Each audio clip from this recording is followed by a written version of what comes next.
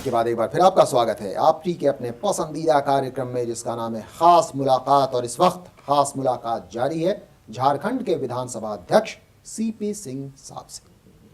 CP Singh ji, break के पहले हमने चर्चा की थी कि काफ़ी चिंताजनक स्थिति है। 10 साल हो गए हैं नए झारखंड राज्य के गठन के, कोई संतुष्ट नहीं है। आखिर क्यों? देखिए, 10 साल में झारखंड का विकास नहीं हुआ, मैं ऐसा नहीं मानता। विकास हुआ है। तब मैं कह सकता हूँ कि जितना तीव्र गति से विकास होना चाहिए था वो नहीं हुआ। स्वाभाविक है कि जब झारखंड अलग हुआ तो लोगों की अपेक्षाएं बहुत बढ़ी और वो अपेक्षाएं जब पूर्ण नहीं हुई तो स्वाभाविक है कि लोगों के मन में कुंठा उत्पन्न होती है। जब मैं भी विधायक नहीं था तो मैं सोचता था कि मैं जब विधायक बनूंगा तो मैं ये कर लूँगा, ये कर लूँगा। लेकिन जब विधायक बन गए तो मुझे भी एहसास हुआ कि वो सीमाएं होती हैं। नहीं, दिवा स्वप्न था। आपने एक बात कही, दिवा स्वप्न। तो विधायक होने के बाद अपना काम नहीं कर पा रहे थे ठीक से, इसे अपने दिवा स्वप्न कहा? नहीं, मैं बिल्कुल कह रहा हूँ कि जितनी मैं विधायक बनने के पहले सोचता था, जब विधायक बन गया, स्वयं बन गया, तो जो मैं चाहता था वो नहीं कर पाया या कर पा रहा हूँ।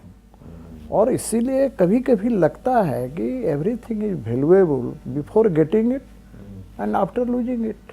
लेकिन जो करना चाहते हैं तो इसमें कहीं ना कहीं मुझे दो चीज़ें लगती हैं कि एक तो हर व्यक्ति ईमानदारी पूर्वक अपने कर्तव्यों का निर्वहन नहीं कर रहा है। दूसरा, हर व्यक्ति स्वयं आईना नहीं देख रहा है, दूसरे को आईना दिखाने का काम कर रहा है। यही दो कारण मुझे लगते हैं। इसके कारण आज जो झारखंड में जो लोग चाहते हैं वो नहीं हो पा रहा है। बहुत खूब 2 कारण गिना दिए कि उनमें दूसरा अहम कि हर आदमी दूसरे को आईना दिखा रहा है, खुद आईना नहीं देख रहा है। तो इसके लिए अब ज़रा आपके आईने की मैं जिक्र करता हूं, क्योंकि ज़्यादातर वक्त एनडीए की सरकार रही है। बाबूलाल मरांडी जी पहले मुख्यमंत्री जेवीएम के नहीं, बीजेपी के, अभी भी ताज़ा मुख्यमंत्री बीजेपी के अर्जुन मुंडा, यानी ज़्यादातर आपकी सरकार रही है, इसीलिए ज़्यादा जिम्मेदारी आप पर होती है।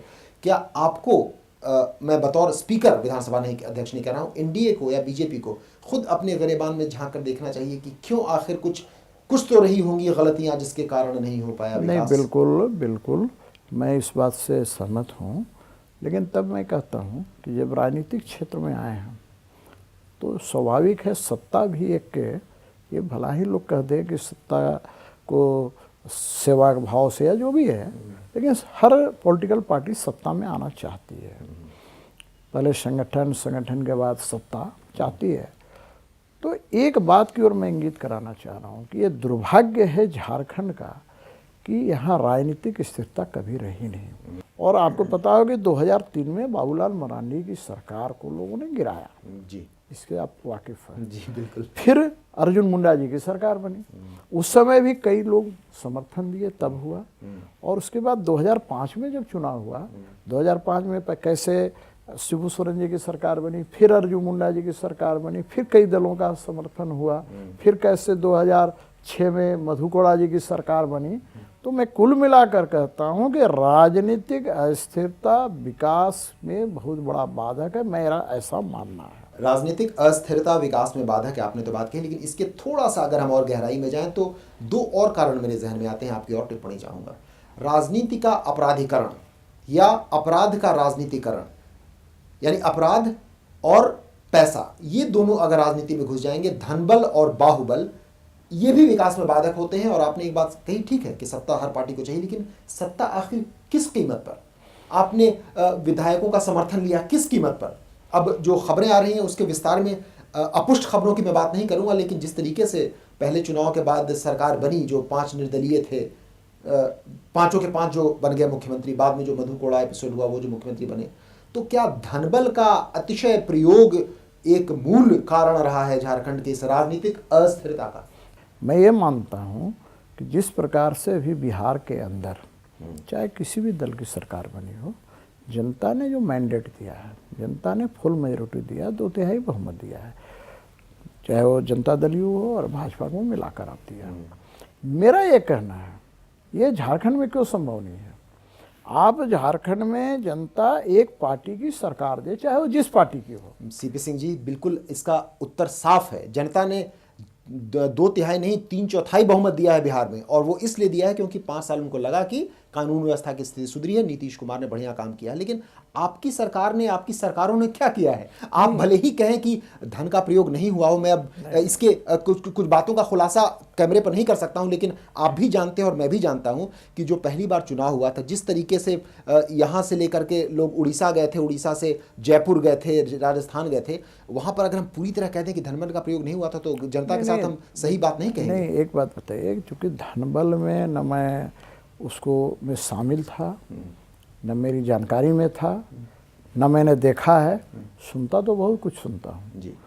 सवाल वो नहीं है, सुनने का नहीं है ना, सवाल है कि उसके आखिर कहीं ना कहीं प्रमाण मिलने चाहिए। हाँ, सिर्फ सुनी हुई बातों पर मैं विश्वास करके, और मैं धनबल के प्रमाण की बात नहीं कर रहा हूं सीपी सिंह, मैं ये कह रहा हूं कि अगर नीतीश कुमार वापस आए हैं तो उन्होंने दिखाया है कि काम हुआ है, तब वो वापस आए हैं। तो आपके झारखंड के राजनीतिज्ञों ने दिखाया ही नहीं है। उनको, जनता को लगता है कि झारखंड के राजनीतिक आपस में ही अपना उल्लू सीधा कर रहे हैं, जनता का नहीं सोच रहे, इसीलिए शायद ऐसा राजनीतिक अस्थिरता। यदि नीतीश कुमार जी की सरकार से तुलना करते हैं तो आपको ये भी बताना होगा उस 5 साल के अंदर वहाँ कौन सी राजनीतिक अस्थिरता आई, वहाँ कहाँ खींचतान चला।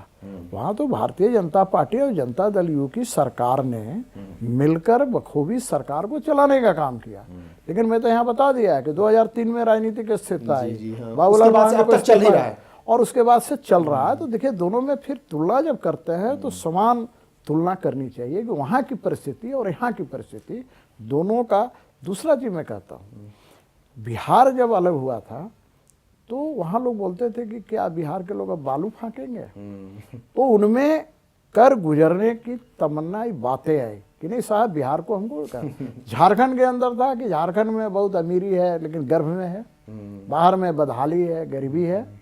तो देखिए, दोनों में अंतर होता है। यानी जी, झारखंड के लोगों को भी कर गुजरने की तमन्ना राजनीतिज्ञों को भी होनी चाहिए। और एक सकारात्मक पहलू पर मैं ओवरऑल अंतिम टिप्पणी चाहूंगा कि इसका मतलब ये हुआ कि यहाँ जैसा आपने कहा कि एनडीए की सरकार चली 5 साल, बीजेपी जेडीयू मिलके, अब फाइनली अंततोगत्वा अभी जो सरकार है ये भी एनडीए के नेतृत्व वाली सरकार है। अब हम क्या उम्मीद करें कि सब कुछ ठीक ठाक रहेगा, वहाँ सरकार रहेगी स्थिर और आप रहेंगे बतौर विधानसभा अध्यक्ष मेरे मामले पद का निर्वहन करते हुए? उम्मीद पर तो जिंदा है, निराशावादी भी नहीं होना चाहिए, आशावादी होना चाहिए। लेकिन फिर मैं कुल मिलाकर कहूँगा कि यहाँ पर भी बहुत एब्सोल्यूट मेजोरिटी तो है नहीं, आज के दिन भी नहीं है। आप देख रहे हैं वो 2-3 का बहुमत ही ज़्यादा है। तो ऐसी स्थिति में कोई भी व्यक्ति आज आकलन नहीं कर सकता। तब मैं कहूँगा कि समझदारी इसी बात की होगी कि चाहे सरकार किसी की हो, अस्थाई सरकार हो, 5 साल अच्छा काम करे तो उसे फिर ले आइए सत्ता में, खराब काम करे तो मेरे जैसा विभाग बोलने वाला व्यक्ति बोल सकता है कि उसे बंगाल की खाड़ी में फेंक दीजिए।